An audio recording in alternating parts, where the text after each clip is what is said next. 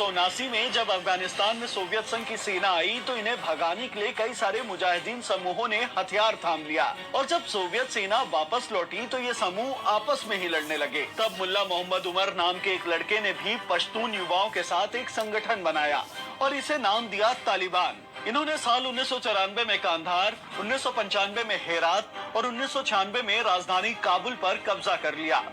राष्ट्रपति बुरहानुद्दीन रब्बानी को सत्ता से हटाकर मुल्ला मोहम्मद उमर अमीर अल मोमिनीन बन गए।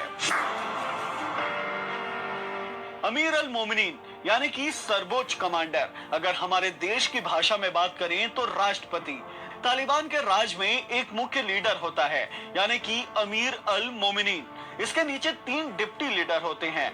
फिर आती है लीडर काउंसिल की बारी जिसमें 26 सदस्य होते हैं और फिर अलग अलग विभागों के कमीशंस जिसे कैबिनेट भी कहते हैं। इसमें मिलिट्री, पॉलिटिकल और इकोनॉमिक समेत 16 विभाग होते हैं। सबसे नीचे आते हैं गवर्नर और कमांडर जो राज्यों में तैनात होते हैं। इसके अलावा तालिबान का एक चीफ जज भी होता है। तालिबान ने पूरे देश में शरिया कानून लागू कर दिया। लड़कियों के स्कूल जाने और महिलाओं के काम करने पर रोक लगा दी। पुरुषों के लिए नमाज पढ़ना और लंबी दाढ़ी रखना अनिवार्य कर दिया गया। आदेश न मानने वालों को सजा देना एक पब्लिक इवेंट बना दिया गया। हत्या के जुर्म में फांसी और चोरी करने वालों के अंग काट दिए जाते थे।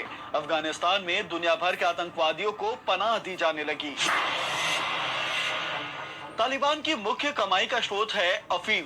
दुनिया की 80% अफीम का उत्पादन यहीं होता है। अफीम कारोबारियों से तालिबान सालाना 700 से 2800 करोड़ रुपए तक का टैक्स वसूलता है। लूट, अवैध खनन में हिस्सा, बॉर्डर टैक्स जैसी चीजों से सालाना कमाई 3500 करोड़ रुपए तक पहुंच जाती है। 2001 में अमेरिका ने हमला किया। दिसंबर 2001 तक तालिबान पश्त हो गया। 2010 से 11 तक अफगानिस्तान में अमेरिकी सेना की संख्या 1 लाख तक पहुंच गई। 2013 में तालिबान ने कतर में ऑफिस खोला। अप्रैल 2013 में मुल्ला उमर, नवंबर 2013 में हकीमुल्ला महसूद और 2016 में मुल्ला मंसूद मारा गया।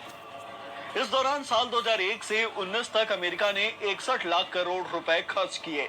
2300 अमेरिकी सैनिक और 64,100 अफगान सैनिकों की मौत हुई। 1,11,000 से ज्यादा अफगान नागरिकों की जान चली गई।